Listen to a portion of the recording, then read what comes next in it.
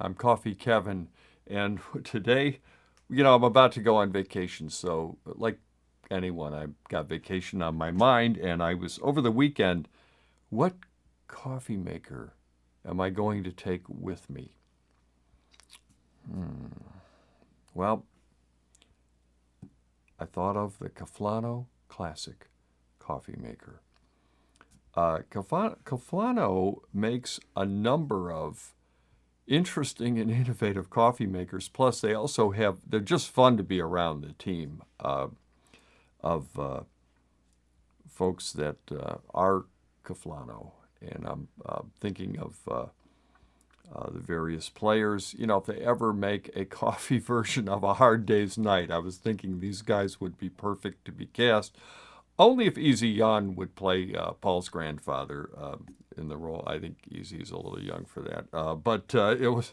I'm just trying to think of a tie-in to all things Korean, because they are a Korean company, and of course, as you may or may not know if you're in the U.S., in many ways I consider Korea currently the leading coffee country in the world. Now I understand it's fighting words with some people, I'm sure, but I don't think it should be. They just have a tremendous growth there, and there is an awareness and kind of a reverence for coffee. And I guess the most important thing to me is an awareness that coffee is a culinary beverage, not just a liquid form of speed, what used to be called speed when I was in college.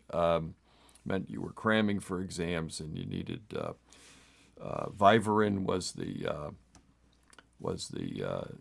poor man's way of doing it, and the rich kids in my college all got prescriptions from doctors for various things. But of course, coffee was the classic, and coffee is the safest, partly because you're self-regulated by how much you can drink.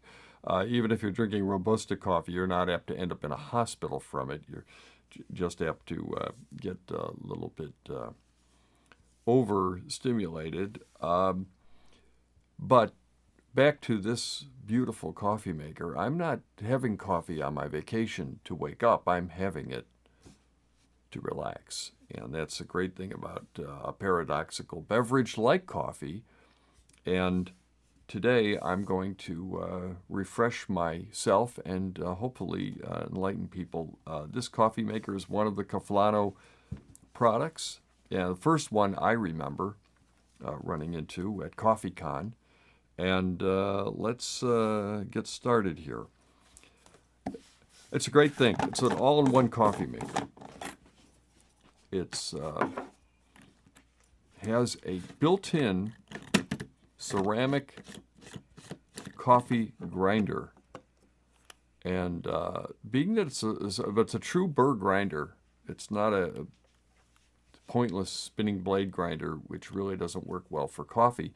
It's like it's a good it's capable of grinding in a probably the equivalent of a good consumer, electric grinder. Now you do have to put some muscle into it. You'll see that because I'm actually going to grind. It's got brilliantly a filter, permanent filter. It's a mesh filter, and it has the container below it, and it has the water is, although you don't heat it in this, I asked him about it when I first said, I could put this in the microwave, and he looked at me and said, no. It was Stephen, I believe, looked at me and said, no, you would not put this, we don't believe in microwaving water. Not just the plastic, but the concept of it was distasteful to him. So I quickly withdrew my suggestion, and I get the idea that you need to get hot water. Well, on vacation, I can stop and get hot water anywhere. I can make, I can get hot water a variety of places, but you do need to fill this with hot water, and then from there, it's pretty simple. Let me just show you in a second. Let's get the.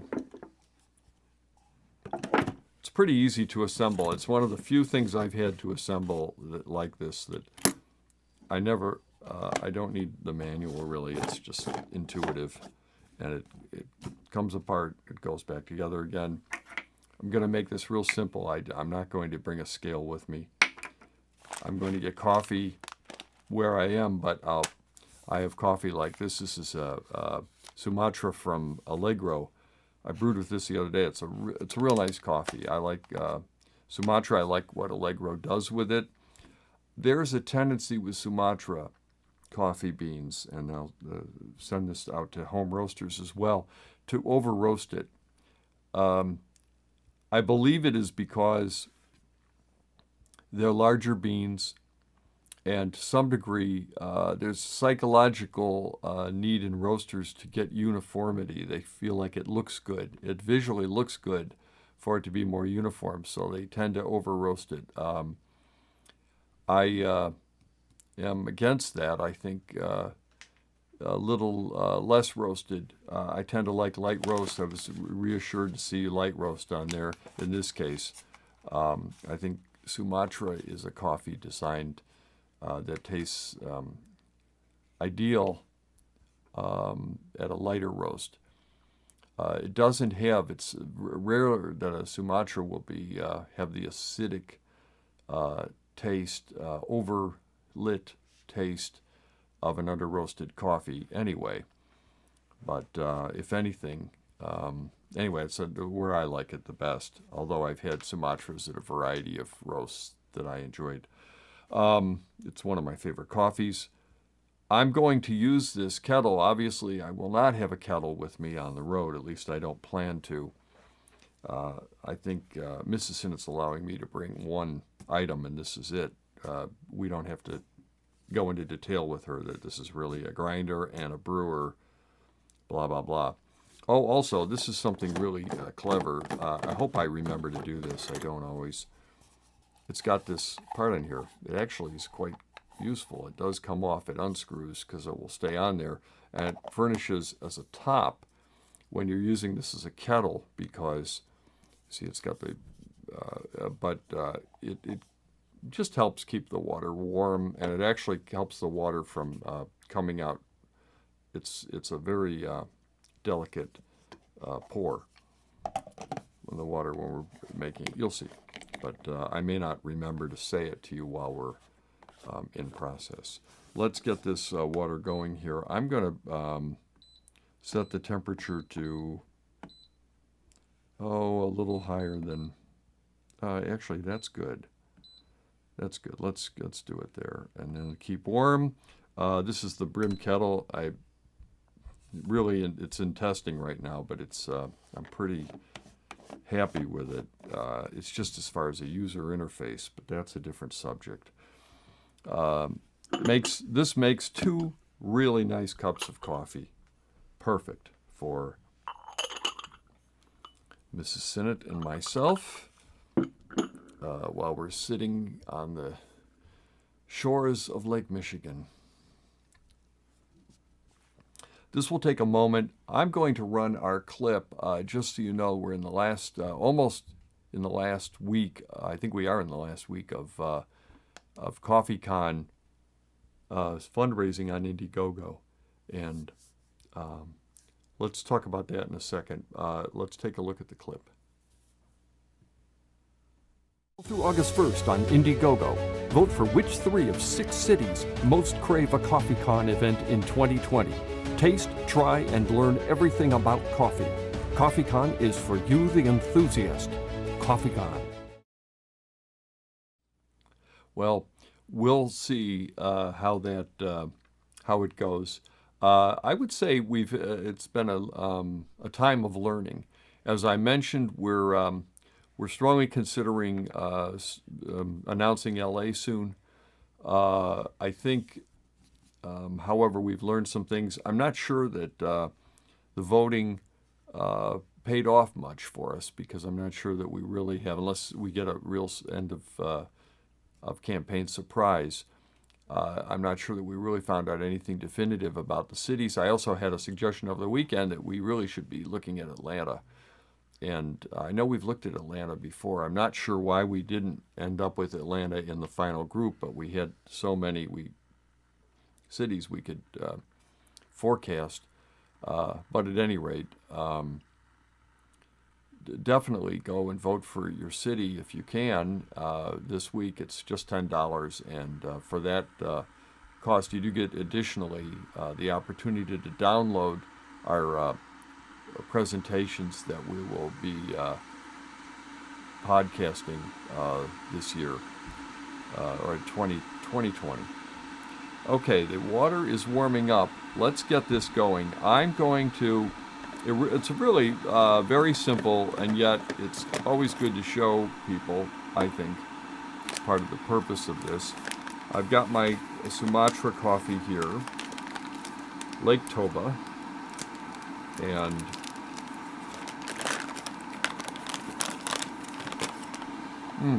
beautiful. Got this, and we're going to have to show you the grind. The only real way to use a grinder like this that I found that works well is it naturally goes between your legs, and you just grind it like this, a hand grinder. I was going to pour it in there, but that's not how we do it. We do it like this. We put 2 scoops in here.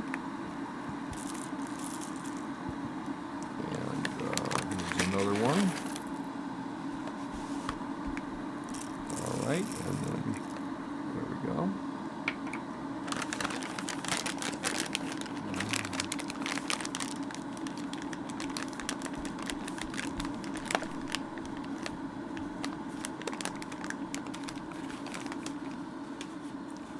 I may have mentioned I'm heading out to LA soon to check out a new venue.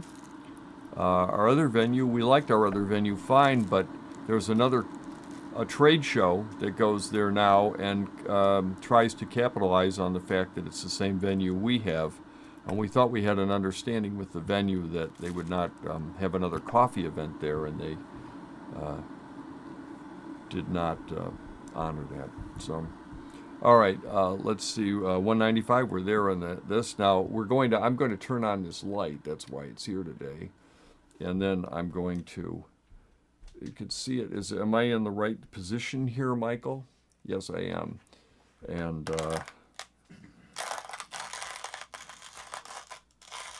oops, well, I lost about 4 beans. There we go.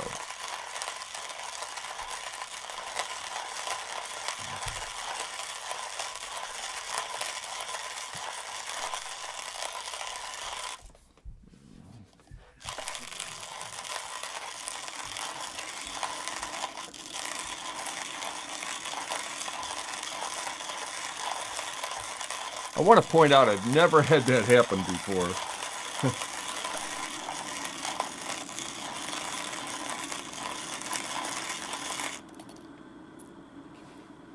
And got 4 replacements. Okay.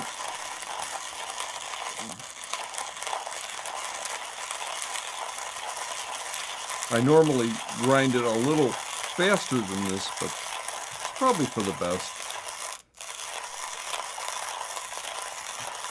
Grinding slower actually reduces fines. And fines are super small particles of beans that tend to result in, if you have too many fines, excess bitterness in your coffee.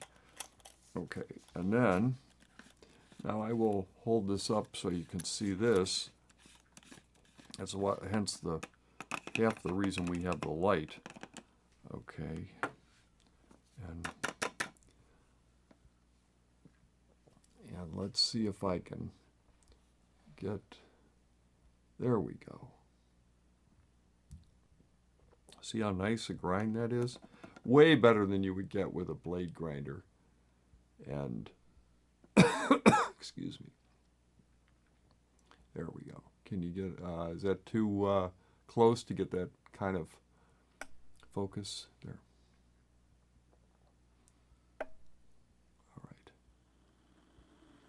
All right, so we're ready to, we can go to the other shot, and we're ready.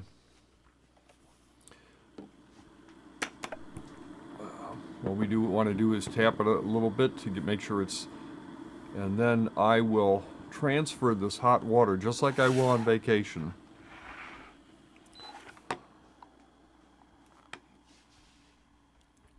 And I will fill the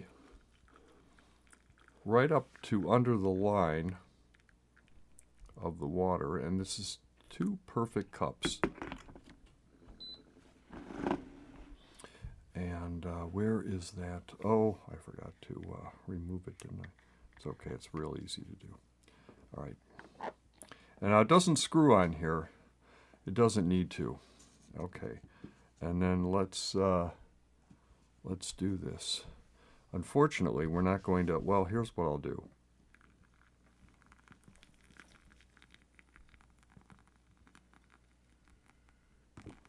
Okay, and can we, you want to see overhead? Can we get that overhead shot back? And actually, there we go. And then let's see if I can, there we are. There we go. And see how nicely, see, it's just, you pour it over there and you get a nice,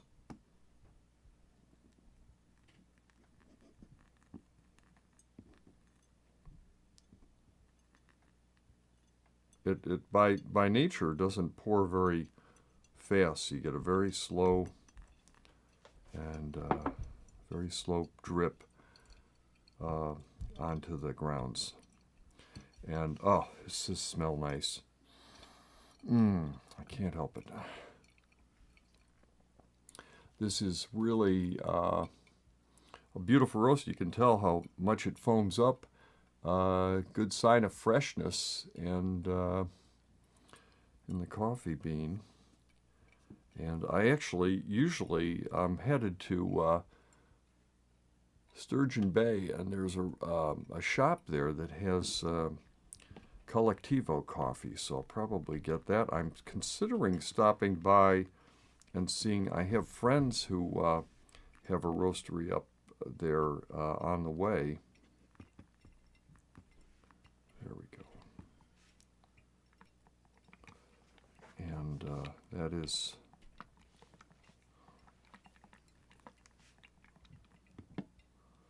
just in the peninsula. And yeah, there's nothing wrong with just giving a little shake once in a while just to even things out. But it is really a beautiful cup of coffee or 2, and that's perfect. It has to be a 2-cup for me, or that's really the decision about the AeroPress. And I could bring an AeroPress, but the AeroPress A doesn't have the grinder, and B, I think this makes a little more coffee. I'm not sure of that, actually. But both good choices, actually. It would be between these 2, really.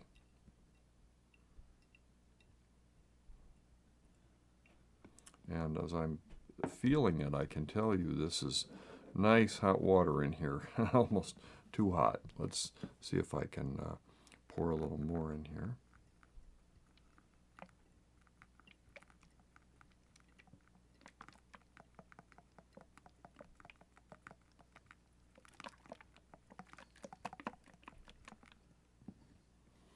And it is, what are they going to, they're offering me fresh herbs, cocoa nibs, and grapefruit. I think those are reasonable,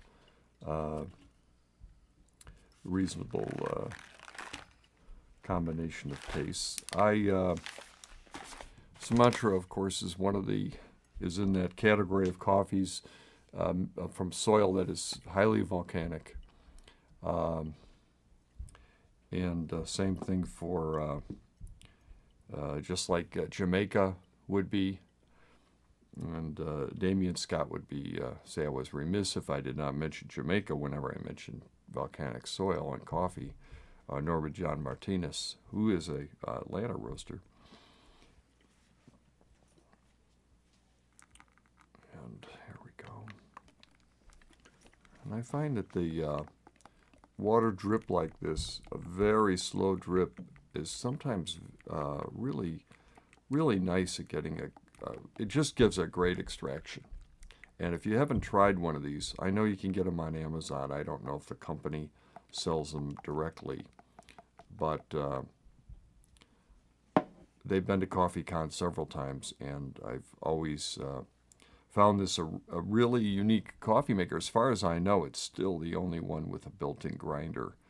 And how they do it for the price, I don't know, but it's a very nice and well thought out. It's the engineering and the design. Yeah, you can tell they are coffee enthusiasts themselves. And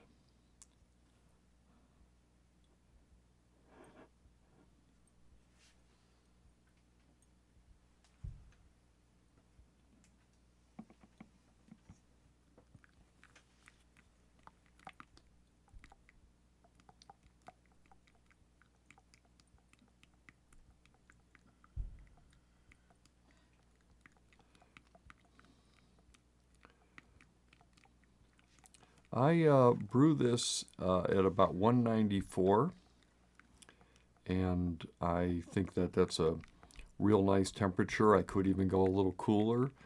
I just think for this particular coffee, I urge you always to be playing with it a little bit. If you enjoy tinkering with the temperature, you'll be surprised. You may don't ever be intimidated by some sort of industry standard that says you have to do it at this temperature. You may like coffee brewed. I mean, let's face it. We're living in an age when cold brew is popular, and it's what, 72 degrees. Whatever room temperature is what it's likely to be. So I would say there's a lot of different theories about that, and I would say that there's no reason to assume that we're going to just... There's no reason to assume that you need to use one temperature or another, there will be a profound difference in your coffee flavor from brewing at different temperatures. It's one of the reasons, in fact, Joe Beam, I was talking to him the other day, and his coffee maker lets you choose. You can use your phone app and pick dial in your coffee brewing temperature. And it's one of its great claims to fame, is that it's the only one that does that. Well, manual coffee maker inherently does that. You can choose whether it's an AeroPress or this. But this, of course, is just gravity. It's not like the AeroPress at all. It has a classic drip, but they made this narrow enough that it gets a nice, about 5-6 minute extraction, which is classic drip. And we are almost to the point, and I'm going to real time let you see the finish, because I think the finish is, when you see it, you'll see why it's worth it a little extra time. I understand you can get a K-Cup in this period of time, but if you're on vacation, I've got 5 or 6 minutes that I can converse with my mate while we're making this coffee and figuring out what we're going to do that day. Okay, let me get this down there, and we get an overhead shot, Michael, and see what. There we go.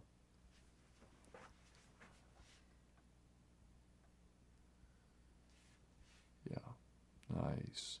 Look at that.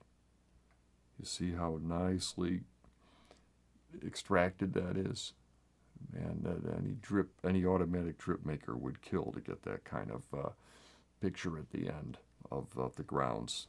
They're very nicely extracted. That's, almost looks like an espresso puck. And here we are. And then let me, okay, we can go to the other shot again. I'm done with this. And it was a good idea, though, to do it that way. Let's see, and I believe we can put this back in like this, and have our two really nice cups of coffee.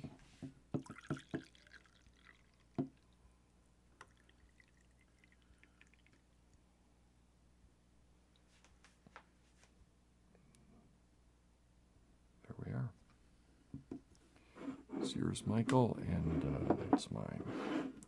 Now let's take a taste of this. Oh, the aroma is wonderful.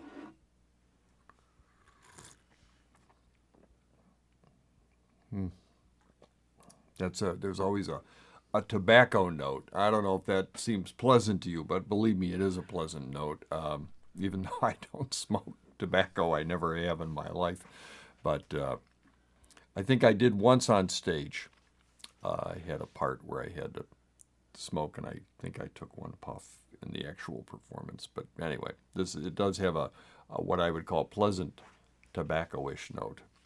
And they stopped putting that on the bags, but usually Sumatra used to say that on every bag. Man, that's good. Anyway, you don't have to compromise to go on vacation or go portable with this coffee maker. And that's really a nice benefit. And again, you just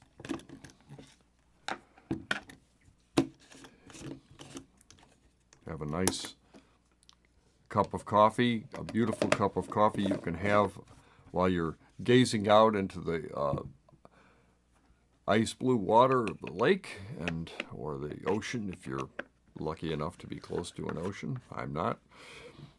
And then you have this, and it also is very rugged. I mean, these are the practical things. It's airport proof. I'm not flying where I'm going. I'm driving, but TSA can take a look at this, and I've never had them damage it in any way. It also is rugged in the back of a car too. There's nothing in it that's and it produces a great cup of coffee, so you don't have to give up being a coffee enthusiast to take a little break. So anyway, we will be back on Thursday, or is it Wednesday? Wednesday. I think we're going to do one on Wednesday. Thank you. That's right. And so I really always nice visiting, and look forward to seeing you then. I'm Coffee Kevin.